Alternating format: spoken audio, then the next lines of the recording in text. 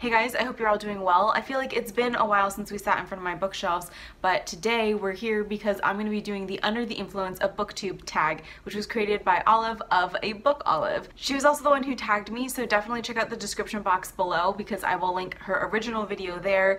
Definitely check that out, and if you somehow aren't subscribed to her already, I would just suggest that you do so already. I feel like one really obvious book that I can mention here is Fudoki by Keach Johnson. Saw this one on Mercedes' channel, and actually I think I saw this before she had even read the book, but it just sounded so good that I had to go ahead and pick it up. So that's definitely one book I was talked into reading by BookTube. Another book was definitely Days Without End by Sebastian Barry. I know when that first came out, Simon from Savage Reads did a couple of videos or mentioned it in a couple of videos, and just the way he talked about it and how much he seemed to enjoy it really made me want to read it, and then it ended up being one of my favorite books of last year.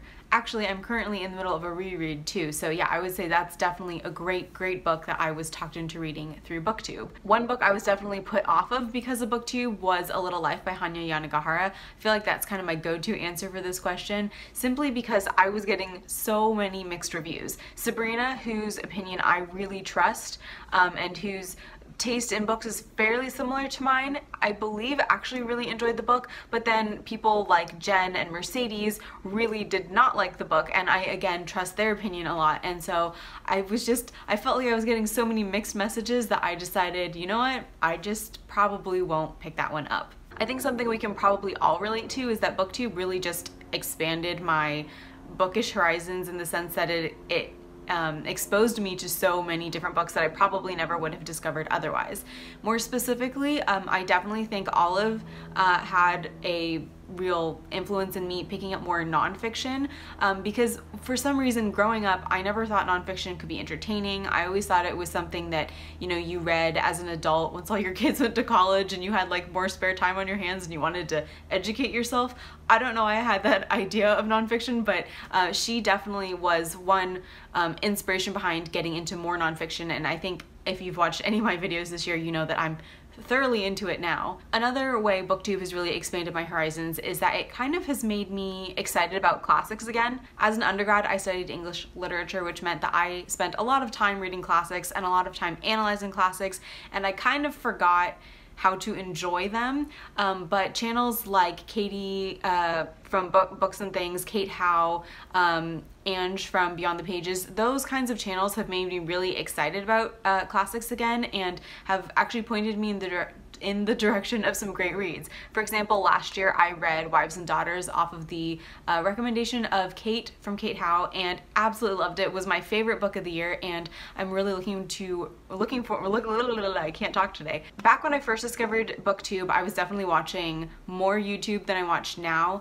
I was really into beauty and lifestyle vloggers and was specifically really getting into makeup for the first time, so that was kind of, I think, how I discovered BookTube. Actually, Sana was mentioned in someone's favorites or something, and then I discovered this whole world of BookTube and never turned back. Now I definitely still watch YouTube, though I feel like I'm a little less all over the place. I used to just do that thing where you go on YouTube and you look up like one random clip, and then 3 hours later you've gone down the rabbit hole and somehow you're watching like a cat play the piano, that sort of thing. These days I would say I'm still watching a fair amount of YouTube, though I watch more topically, so some days I watch a lot of BookTube, some days I watch the few lifestyle vloggers that I'm still very loyal to, and lately I've been getting a lot more into cooking channels and into like low waste lifestyle channels. That's just kind of what I'm interested in the moment. How many times did I say in there? Basically, I'm watching more intentionally and doing less random searching and YouTube death spirals, basically. Honestly, I probably read about the same number of books now as I did, say, back in high school or college, because I was an English lit major, and so that meant I did a lot of reading, even though it wasn't reading I wanted to do for myself. Actually, I probably read less now than I did in college, but I would say that what I am reading, I definitely enjoy more, and it's more exciting because I actually get to pick those books. When it comes to book buying and BookTube,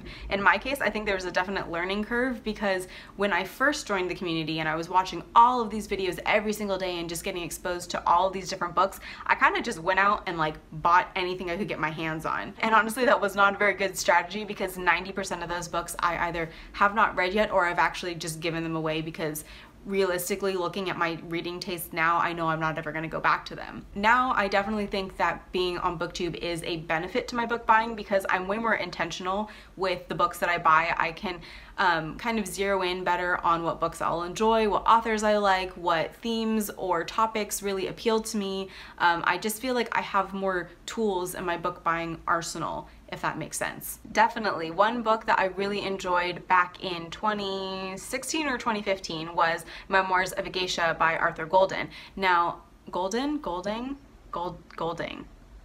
I really should check that before I started filming. Anyways, I really loved that book. I thought it was beautifully written. I thought it painted a really great picture of Japan at the time. And then I was listening to Sabrina talk about it, and I don't remember what the video was, but Sabrina from Unmanaged Mischief mentioned it as a book that like was really bad representation or something, and it just kind of got me thinking more about it. And that was kind of a moment where I really started thinking about kind of own voices literature, because obviously Memoirs of a Geisha is not written by a Japanese woman, it's not written by a former geisha, you know, so it just kind of made me a little bit more aware of who's writing the stories that I'm reading and how authentic I should consider them based on the author. One thing I definitely have taken inspiration from is other people's analysis styles. So one person I definitely look up to in that area is Jen Campbell. I particularly really like all of her Fairy Tales with Jen videos. I also really love, like, it might be my favorite video that she's ever made.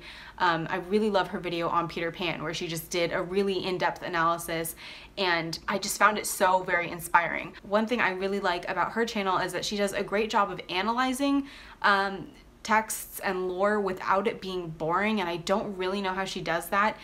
So that's definitely something I'm very inspired by and that I hope to continue to try and incorporate more of into my own videos. I feel similarly about Katie from Books and Things.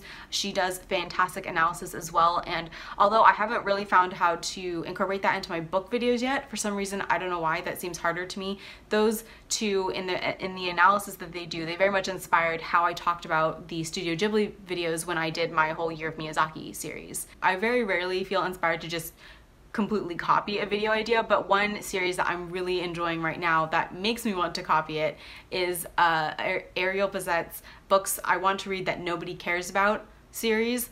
Really like that series simply because I feel like it sums up my channel in a nutshell. I'm reading random stuff that appeals to me, and whether or not my viewers actually enjoy it, I don't know, but I'm gonna read them anyways. I really like those videos, and if I was going to steal anybody's video idea, that would be it. If I had been asked this question a couple years ago or even last year, I definitely would have said I feel more numbers pressure because I do tend to read on the lower side volume wise. However, these days I feel like the main booktube pressure that I feel is more in relation to always having to have an opinion. It's definitely not always the case that I read a book and have perfectly articulated thoughts about it. Sometimes I just read a book and I'm like, okay, that was great, move on, next thing. But when it comes to booktube and sharing my reads, I feel like that's not enough information to give you guys, and so sometimes I end up sitting on books for a while before I share them with you because, you know, I'm trying to come up with something to say. Although I've been on BookTube for quite a while now, I haven't really explored all avenues of the social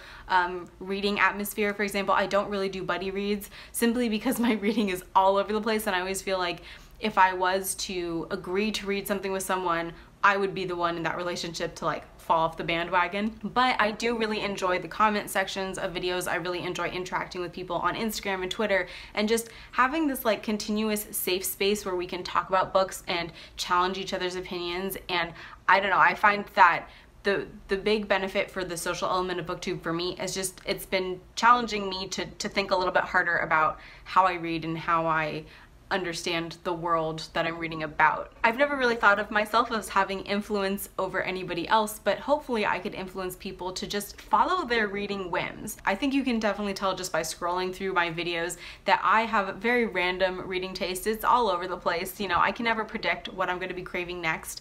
And I just would hope people would come away from my channel thinking that that's okay, that you can have a successful YouTube career that sounds weird because that's not how I think about this, but you can have a channel in which people will still interact with you even if you're not reading the books that everybody else is talking about. I would also hope that people come away from my channel realizing that if you are interested in joining BookTube, if you are interested in becoming a YouTuber, you don't have to have like a big extroverted over-the-top personality to connect with people. So yeah, I would just say I hope people watch my channel and think, okay, it's cool to be yourself. That got really deep. I didn't mean for it to get that deep. Alright, so that is the Under the Influence of BookTube tag. Again, you can check out Olive's video in the description box below, and also check out the description box for anybody I'm gonna tag, because I haven't thought of this already. I'm not sure who's done it, so I'm gonna do some searching and then I will put who I tag in the description box. Thank you guys so much for watching. I hope you enjoyed the video. I hope you are having a fantastic day,